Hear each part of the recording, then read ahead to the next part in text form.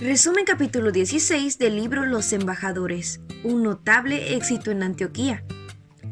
Después de que los discípulos fueran expulsados de Jerusalén por la persecución, el mensaje del Evangelio se difundió rápidamente y se formaron muchos pequeños grupos de creyentes en las importantes poblaciones. Algunos discípulos viajaban hasta Fenicia, Chipre y Antioquía, predicando la palabra, con sus labores generalmente limitadas a los judíos hebreos y griegos que se encontraban en casi todas las ciudades del mundo. El Evangelio fue recibido con alegría en Antioquía, la metrópoli de Siberia. El extenso comercio trajo mucha gente de diversas nacionalidades a la ciudad. Antioquía era bien conocida por su situación saludable, sus hermosos alrededores, su riqueza, cultura y refinamiento. Se había convertido en una ciudad de lujos y vicios. El Evangelio fue enseñado públicamente en Antioquía por discípulos de Chipre y Cirene. Sus fervientes esfuerzos fueron productivos y un gran número creyó y se convirtió al Señor. Las noticias acerca de esto llegaron a la iglesia en Jerusalén, de donde mandaron a Bernabé a Antioquía. Bernabé vio la obra ya realizada allí y se alegró y animó a todos a hacerse firme en el propósito de permanecer fieles al Señor. Muchos se sumaron a los creyentes de ese lugar.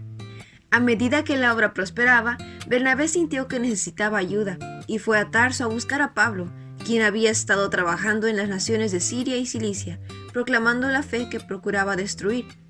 Bernabé lo convenció de regresar con él.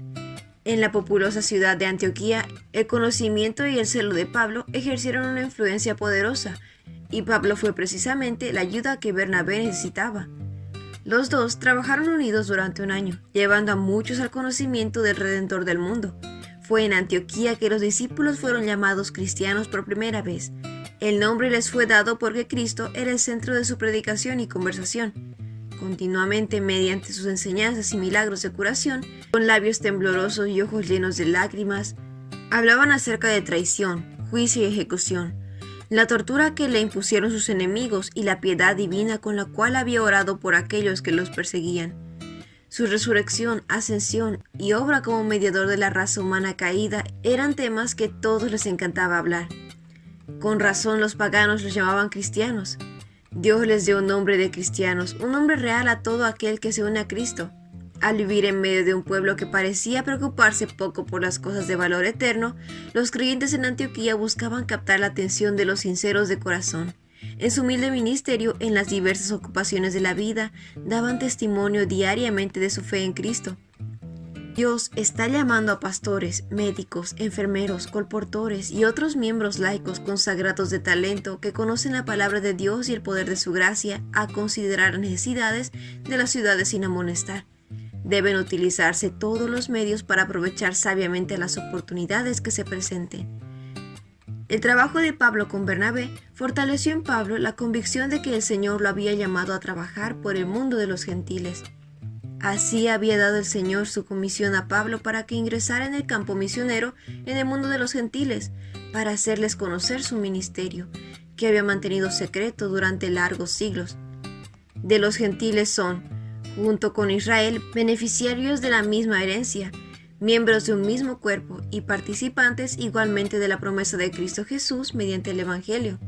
Ni Pablo ni Bernabé habían sido formalmente ordenados al ministerio del Evangelio, pero Dios estaba a punto de confiarles una misión difícil para que necesitarían cada gramo de ventaja que pudieran obtener por medio de la iglesia. Eran profetas y maestros: Bernabé, Simeón, apodado el Negro, Lucio de Cirene, Manaén, que se había criado con Herodes el tetrarca, y Saulo. Mientras ayunaban y participaban en el culto en el Señor, el Espíritu Santo dijo: «Apárteme ahora a Bernabé y a Saulo para el trabajo al que os he llamado».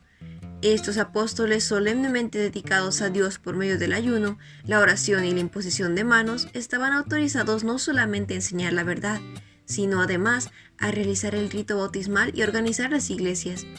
La proclamación del Evangelio entre los gentiles debía llevarse a cabo con vigor, y la iglesia sería fortalecida con una gran cosecha de personas. Tanto Pablo como Bernabé ya habían recibido de Dios mismos la comisión, y la imposición de manos no les confería ninguna cualidad nueva.